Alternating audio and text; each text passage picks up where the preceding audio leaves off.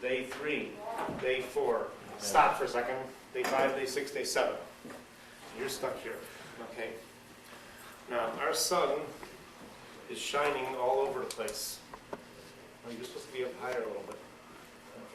Okay, our sun is shining all over the place. And when he shines on our moon, he shines on half of our moon. This entire half of this gentleman is illuminated, as you see.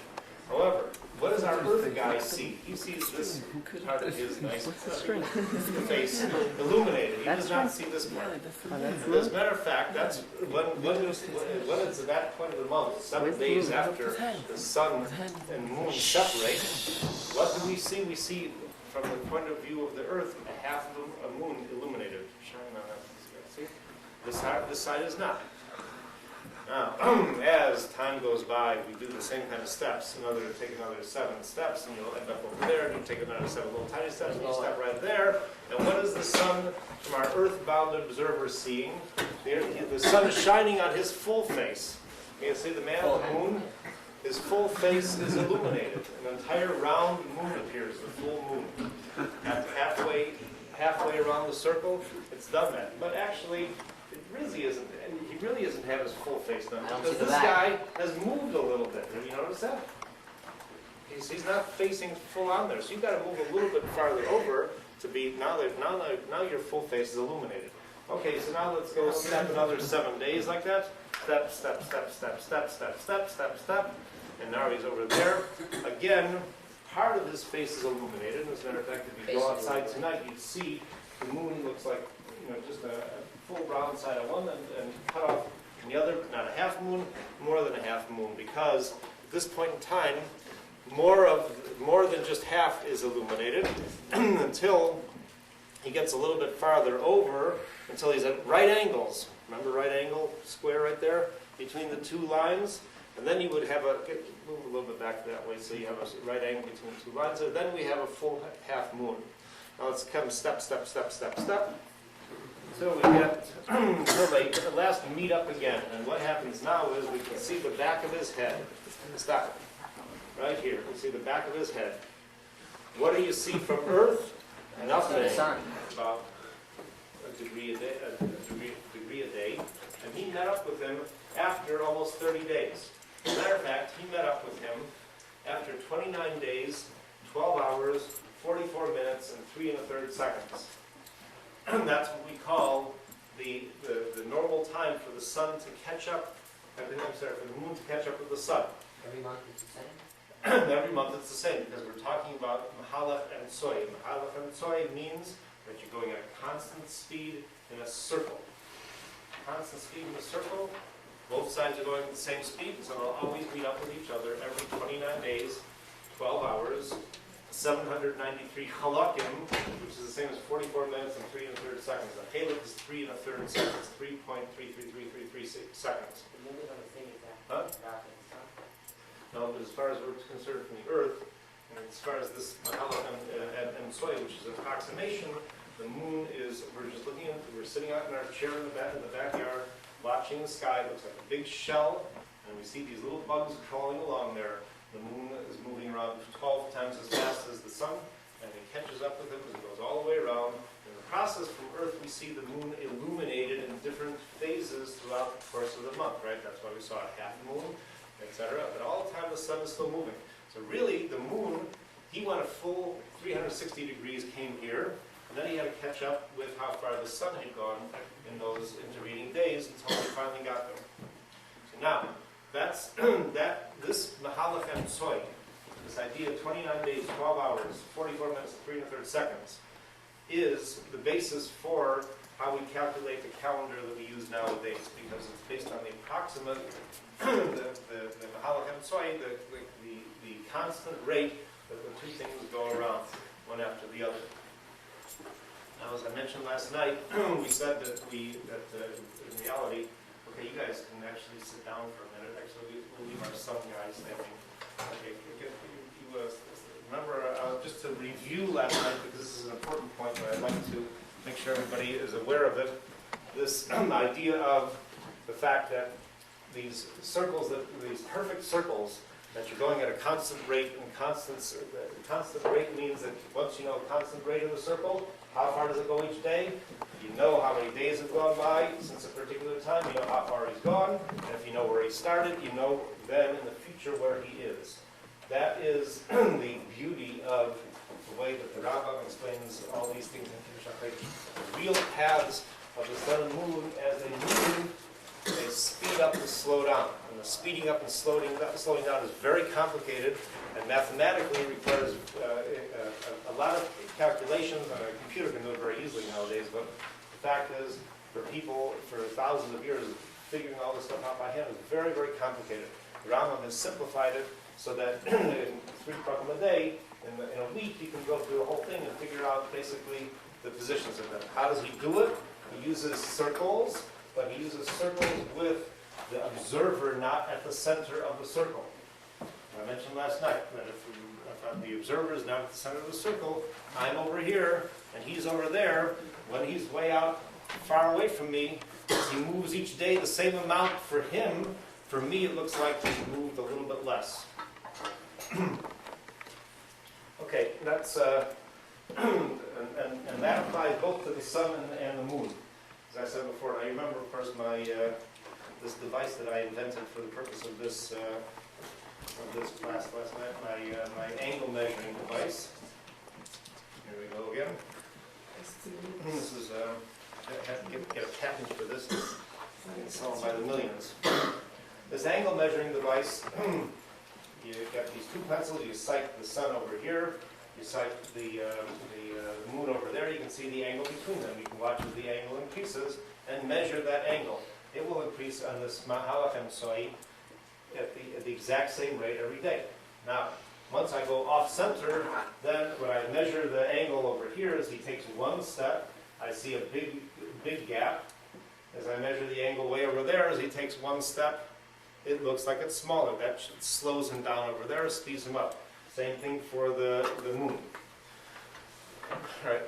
The Rambam says, and he brings down, it's actually Gemara, that the path of the sun is Shemesh Adam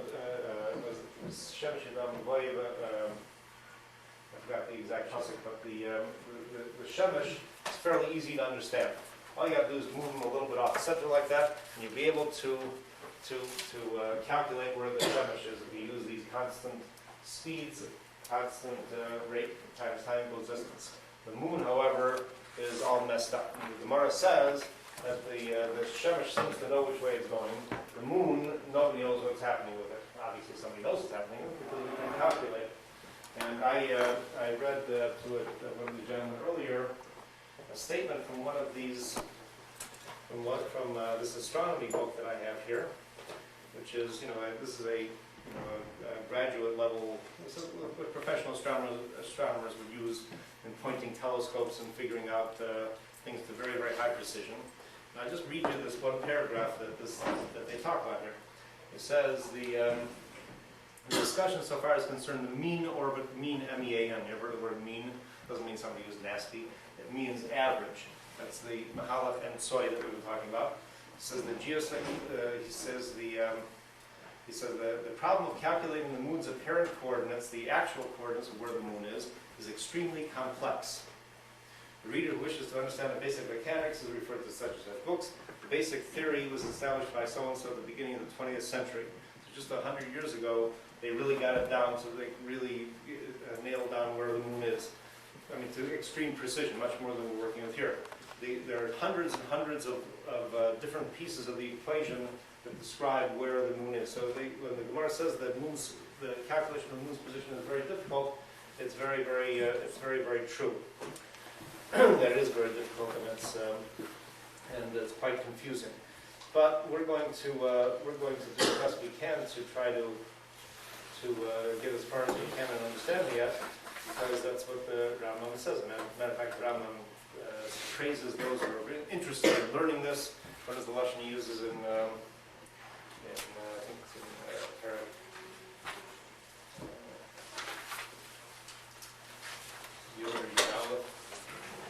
that those people who really want to get involved with it, it's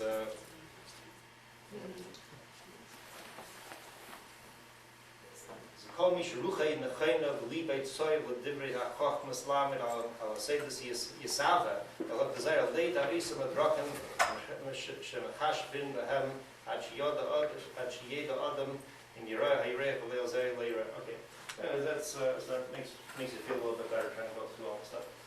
Okay, meanwhile, I'm going to pass out some sheets in a few minutes that are going to describe some of the basic math you need in order to do the calculations. And then I'm going to pass out a couple of sheets that also describe how we calculate the position of the sun.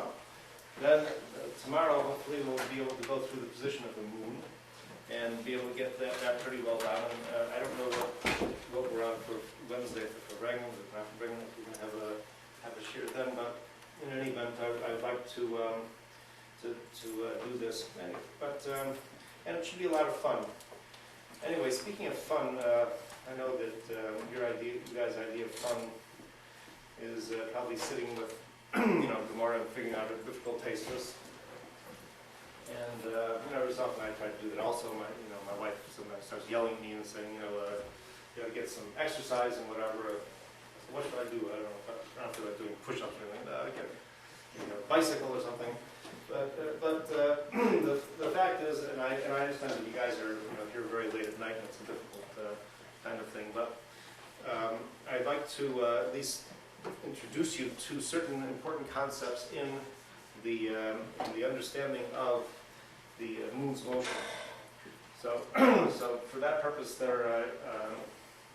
my son Yitzhak is going to bring in a bicycle, and I'm going to have to ask you to move that over there because I'm going to do something. I'm 55 and a half years old, and I'm going to do something that I've never ever done in my life.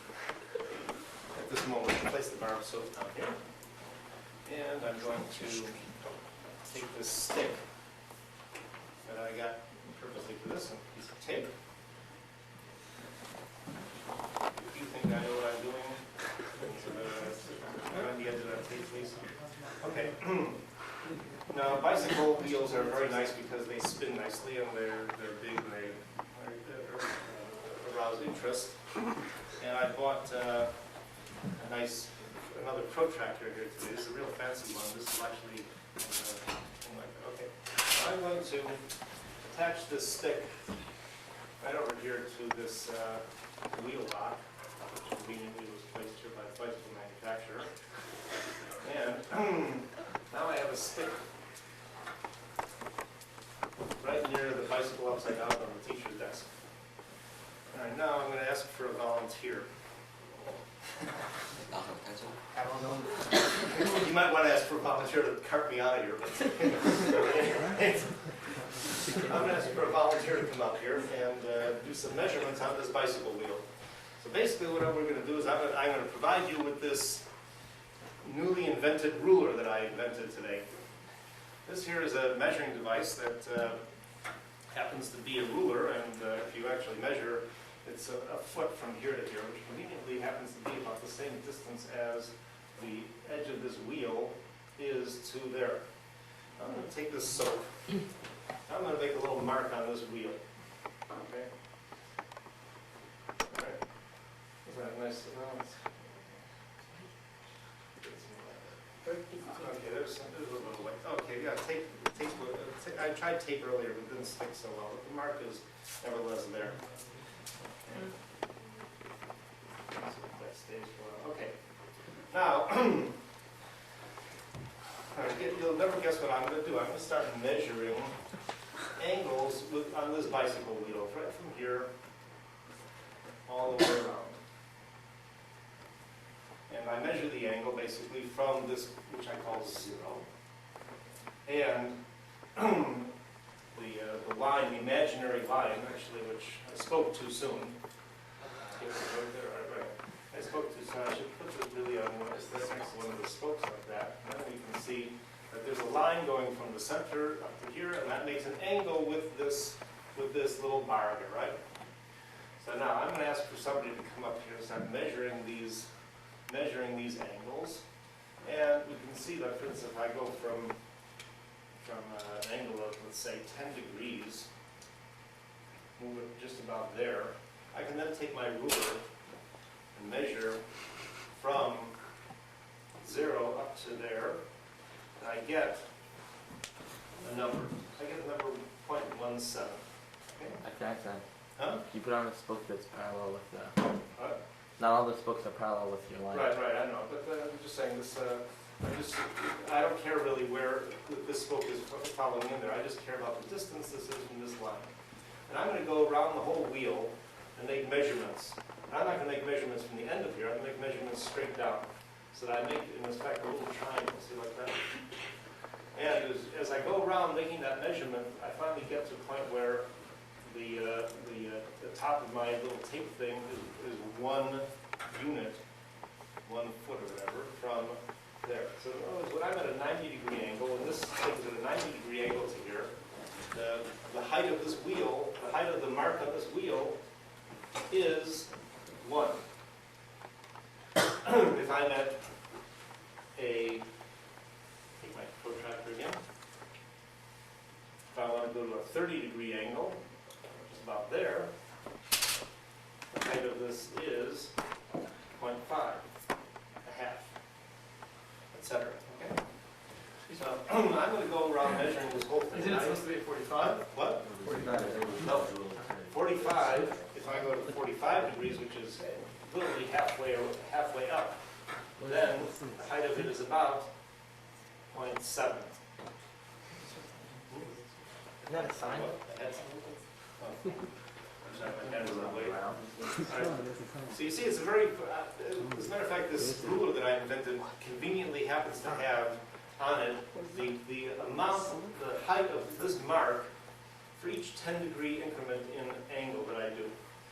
If you really want to, you can come up here later, and if you still have a wheel on the bicycle, measure whatever angle you want, let's say 60 degrees out like that, and you'll see it's around 0.87. What are these measurements? Okay, now I'm going to go to the board, This sign. and I'm going to take each of these things, since I figured out what these measurements are, and I'm going to go and graph them onto the board. With the lights like this. Huh? Can you see okay, with the bike in the way there? Okay, you can take, watch the, okay. I'm going to go like this. Here's 0, I'm going to put a little dot there. I'm going to go to 1, and that happens to 10. That was my first mark. That was the mark, that was the height of that, this height of the mark on the bicycle tire above the center line is 0.17. I'm going to go to 20, and the height is up to 34. I'm going to go to 30, and the height is up to, as I said, a half. I'm not putting it exactly, but there's no such thing as exact anyway. 90, as I said, when it's a right angle, it was exactly 1 foot above the bicycle tire, right? Now, if I were to go back the other way, anyone can see on that bicycle tire, if I start going back the angles farther, then I'm going to start moving to the left of the thing, and it's going to go down exactly the same way, right? So I could just go right here without even bothering to measure anymore and just say, oh, well, this next one's going to be 98, 94, 87, 77, 64, 150 is 90 plus this should be a half, etc., all the way down. How's that half if it's 5 out of 12? What? It's 5 out of 12, right? It's 5 out of 12. It's 5 inches. I made this whole thing 1. It's a whole foot. It's a fraction of a foot, okay? It's not Six. twelve. That bicycle tire was about a foot and It's maybe. not in in inches. He's not going in inches. I'm going in feet. This is a half a foot, okay? So I'm going to go down to 34, down to 17, and at 180, when the tire has gone all the way around, so it's lying flat this way, the height is 0, right? Okay. Now, guess what? If I keep going and I start measuring downwards, I'm going to start doing the same thing coming this way, okay? And go all the way like that. And I'm getting tired of doing this, so we're just going to stop at 270. It's going to go back to -1. Right, now if I draw a nice line through here, and I'm a terrible drawer, so I probably won't hit all the dots, but it looks something like this. Okay? And if I continue going on the way it should be, then I would go all the way to 360, I would come back to 0. Do that. This line, this hill, it goes up and down like this. And it's really distorted because I wasn't very even the way I spaced these guys here. But this is what they call the height of the piece of tape on the bicycle tire from that central line. It's in mathematics, it's called the sine, S-I-N-E. You often find it in books abbreviated S-I-N, it means sin. The height of the mark on the bicycle tire, depending on whatever angle it is, this is how high that mark will be. Now, this sine curve is an amazing, amazing thing, because the entire world operates on sine curves. It's one of the most incredible things you can possibly imagine. For instance, light waves, they vibrate, they go up and down the same kind of way. They go whipping through zero, climbing up, and they slowly are up here, and then they go whipping down through zero again, and they go slow enough. Up and down, up and down. The whole world, everything in the world works like this. Electricity goes up and down, back and forth, alternating current. Anything you think of nature is mathematically representable by a series of these sine curves. But the thing that's significant to us is we see that as we have a bicycle tire or something else rotating, the height of a particular point of it, if you look at it just from the point of view of the height of it, seems to go up and down with this kind of thing. It goes up quickly, slowly at the top, down quickly. Now, I'm going to do the next part of this experiment, and that is, I'm going to ask for a second moon guy to come and help me. And a second volunteer. Huh? Who's going to be the second volunteer? Come on, somebody, quickly. Not a lot of time. Come on, come on. All right, and I am going to be, I'm going to kindly,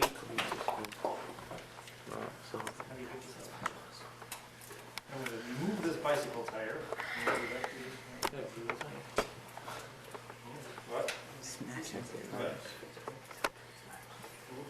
Okay.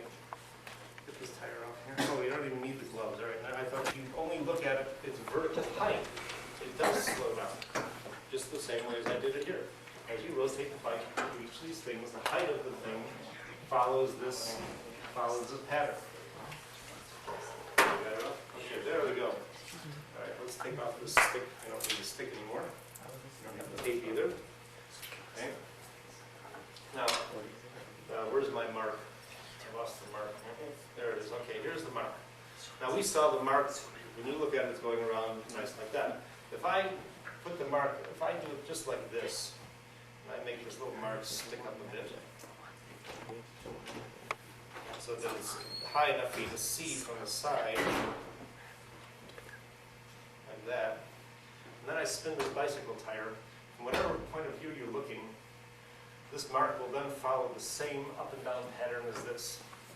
Let's just look at it straight on like that. If I spin it, obviously it's going to be the same thing. But if you only look at it from the side, you see that that mark is if this goes around at the same speed, at a constant speed, what's going to happen? This mark is going to go up and down according to this graph that I drew up here. Understand that? You see that? I spin this thing here. I spin it at constant speed. From the side, from my point of view, I see things going up and down. If I look at it from the side, if I measure the way it's going at the side, it's going up and down. At the top, it's taking a longer time at the top because I'm only watching how high it is. If you look at it, you see it'll be slightly longer at the top and faster as it goes past the middle. Slightly longer at the top, faster as it goes past the middle. So it follows this up and down motion. Now let's look at it sideways. If you look at it sideways, going back and forth, back and forth. If you look at it right on edge, you'll see that it's going faster as it goes right in front of you and slows down at the edges. Now, we're going to do our moon experiment again. What?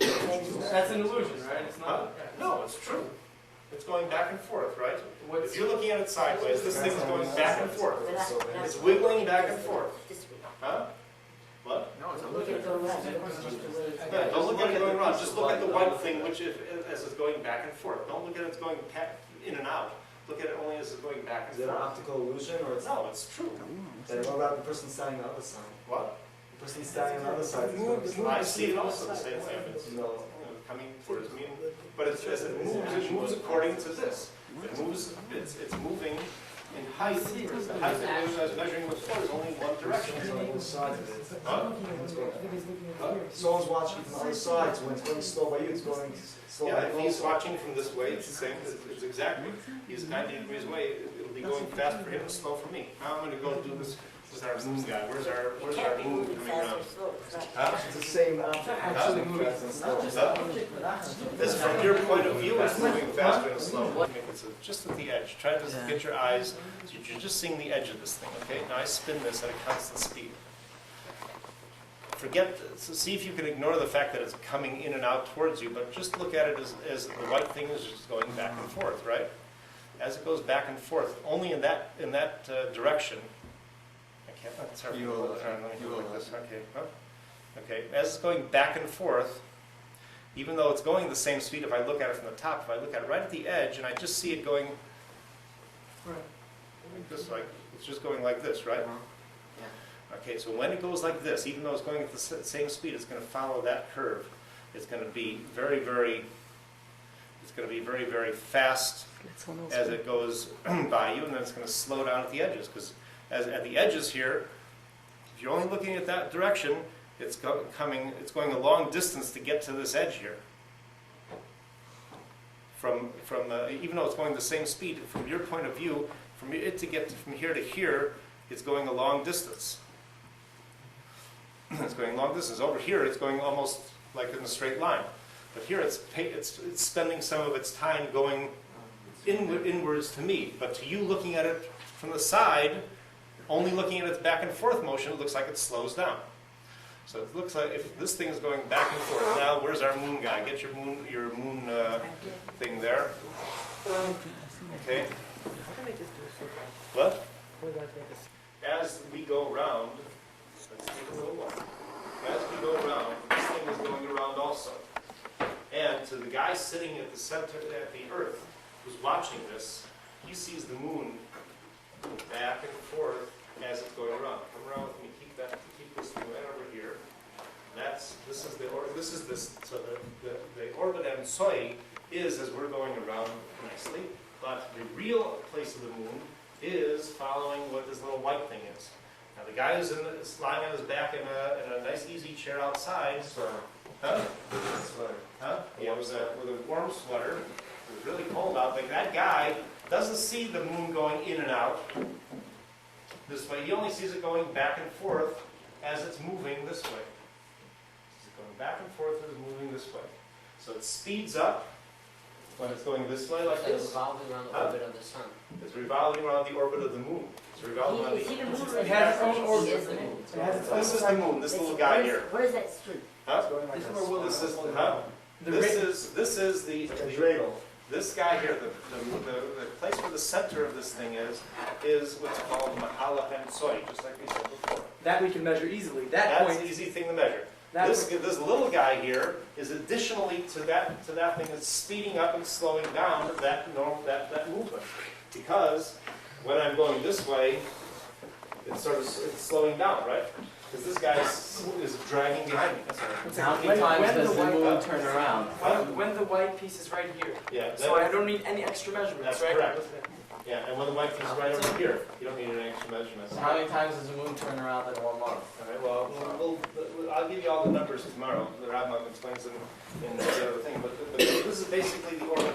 See, the moon is speeding up and slowing down. Now it's slowing down because it's dragging behind me, right? Now it's starting to speed up because it's going faster than my feet are going. So that's the Mahala. That's the Mahala of the moon according to the Rabbi. The Mahala Hamiti. We can discuss this. The Mahal Hamiti is the place where this little guy is, and that is speeding up and slowing down because it is adding and subtracting its back and forth movement to the constant movement of the Mahal Hamsoi. Does everybody understand that? Huh? So Yeah. Huh? So you have to put the two measurements together. So you have to put the two measurements together. Huh? What do you mean? Yeah. You want to know the is. You want to know the as you can know where the axis, the orbits, Oh, it's not the exactly axis same, of the right? orbit, you could know. But actually where the moon is. The moon. All right, so, Another measurement. Let me have that On that paper towel. axis. Thank you. You know where the Anyway, So the Mahalach HaMitzvah is the axis of this moon's orbit, right, it's and the Mahalach HaMiti is where the moon moon actually is on its yeah. own orbit. Yeah. and the sun is still going slowly. The moon is running around and catching up to the sun the same way.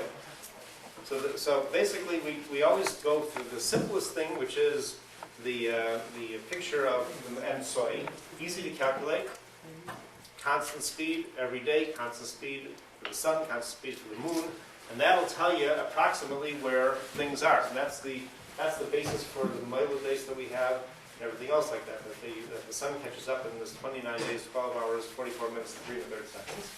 But the real Mahalach HaMiti for the moon is dictated not only by the fact that it's off-center, the center of the circle is off-center, but there's this thing going back and forth. What does that Huh? affect our view of the moon? The moon appears to speed up and slow down much more so than just due to the effect So that of doesn't do it the sun. the off-center. No, it's just the fast with the moon. And we need this extra precision in the moon because the moon is small and it moves very fast compared to the sun. So this extra precision that's given by having it go back and forth like this to show the speeding up and slowing down is necessary in the calculations for figuring out where the position of the moon is at any particular time.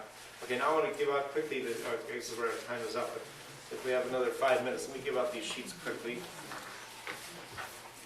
I'd like to, I'm happy to stay for another 10 minutes or so. If you want to stay, I understand you've all had a long day, and those who wish to stay may stay. I'll stay for another 10 minutes and try to explain some of this stuff. Let's see, these are these. You can do tomorrow. Huh? What? You can do tomorrow. Yeah, we're going to have tomorrow also.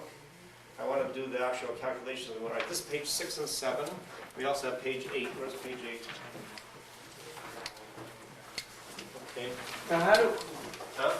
now according to when we find out where the position of the moon is? Yeah. So now, how do we know what does that affect if the Edom are going to see the moon or not? Okay. Well, that's a good question. That's the ultimate conclusion of this whole exercise. Now you remember when those two guys are standing over there close to each other, and the moon is shining in the back of the guy's head, and the sun is shining in the back of the guy's head, so that you can't see the moon then. In order to be able to see the moon has to be separated from the sun enough so that some of the light rays from the sun are going to hit a part of the moon that we can see. You can go through this tomorrow. So we have to know. I'd like to at least start with page 6 today, if you can. Page 6 is simple arithmetic. Perek Yud Aleph. Not page 6. Is everybody at page 6? All right, page 6 just tells you how to subtract and add. We've been talking about degrees, right? Everybody understands there's 360 degrees that go around the whole circle, right? In order to be more precise than a degree, we can divide a degree, you can divide it up into tenths, like 0.1, 0.2, 0.3, etc., or hundredths, you could do that also. But it's the common practice is you divide a degree into 60s, which are called, the first one is 60th of a degree is called a minute, and it's symbolized by one little slash at the top. In Lashon Kodesh, it's just called a chelek. This is a different chelek than is used in terms of determining time that we have in the idea of how when we announce the Mailet or whatever. That chelek is really, as I said before, 3 1/3 seconds of time. This is a minute of arc. What they call arc is a round of an angle. A minute or a chelek of an angle is a 60th of a degree. A 60th of a chelek, a 60th of a 60th, or 1/3600th of a degree is called a second, just like in time. And then in Lashon Kodesh it's called shniyos, simply because of that. And you can even subdivide that another 60th, and then you'd have what the shlishiyos. Anyway, So there's Ma'ila Chelek, huh? Ma'ila Chelek Shnia. Yeah, Ma'ima for angles, yeah. But you just have to keep separate the idea of chelik because it's used in both cases and it can get confusing. Chelik and time, we're not going to deal with chelik and time at all. We'll finish with that. The Rambam doesn't even mention it after this particular point. After starting Parak Yud Aleph. Okay. In order to do, everybody probably knows how to do basic addition and subtraction in normal numbers, where you add two numbers together and then you have to go and add and carry it over to the next column, etc., etc. Here you have to do it in 60s. And I'm showing you a subtraction example, how you subtract 200 degrees, 50 minutes, and 40 seconds from 100 degrees, 20 seconds, and 30 seconds. So the first thing you do is you got to start borrowing from your next door neighbor, from the next higher thing. When you know what I mean by borrowing and subtraction? Yeah. Where you take 10 from the higher column and then you subtract 1 from that and you add 10 to the 1. Here you got to do 60s. First thing you got to do is, if I want to subtract 30 minus 40, I can't do that. Right-hand column, 30 seconds minus 40 seconds. I can't subtract those because 30 is smaller than 40. So I got to borrow from my next door neighbor the minutes column. I got to borrow a minute from him. How much is a minute? 60 seconds. So that gives me 90 seconds. 90 minus 40, I can finally do that, and I get 50. Then in order to subtract, I now have 19 minutes on top. So I have 1990. Now I got to subtract off 50 from 19. You can't do that. I got to borrow a degree from my neighbor, which is 60 minutes. So I get 79 minutes. Now I can subtract all these things. Now I'm ending up with trying to subtract 200 from 100. From 99 now. So I have to borrow a whole going around. How much is the whole going around? 360 degrees, which is the same as 0 in going around. We borrowing that. Huh? What? We borrowing that. It's 60 degrees is the same as 0. No, you can borrow because you're going around. I don't have to borrow anything. It's Right. there. 0 is the same as 360. I'm just going around the second time. We're going around backwards. 0 is the same as 360. So I just take out 360 and add it to 99. I got 459. Now I can subtract everything nicely and everybody's happy. I'm coming. All right. On the shoes. Next thing, the Rambam says, I've mentioned several times, and I keep on repeating it. You're probably bored with me repeating it. That what we do in this here is we have circles and we have constant speed. Rate times time equals distance. Constant speed times how much time tells you how far it's gone. If you know where it starts, then you know where it is at a future time. So you need to know the starting point. The starting point, the Rambam says, I'm going to tell you these astronomical things as they stood at a particular point during the Rambam's lifetime. When was it? Gimel Nisan 4938, which was like the very close to the first, March 22nd, 1178. It's a long time ago. 438 what? The speed of what? No, What? 438. That was the moment the Rambam chose as being the starting point, and he's going to tell throughout the rest of Kiddush Hachodesh. He's going to tell you a bunch of things about where the sun was, where the moon was, where this bicycle tire was, all these different things. The Rambam's going to tell you where they were at the moment of sunset this day, the beginning of the day, Gimel Nisan 4938. That's what he calls the Ikur. Huh? Yeah, that's what he calls the Ikur. That's Halacha Tesvav in Parak Yud Aleph. Now I'm just going to do page 6 here, tell you what is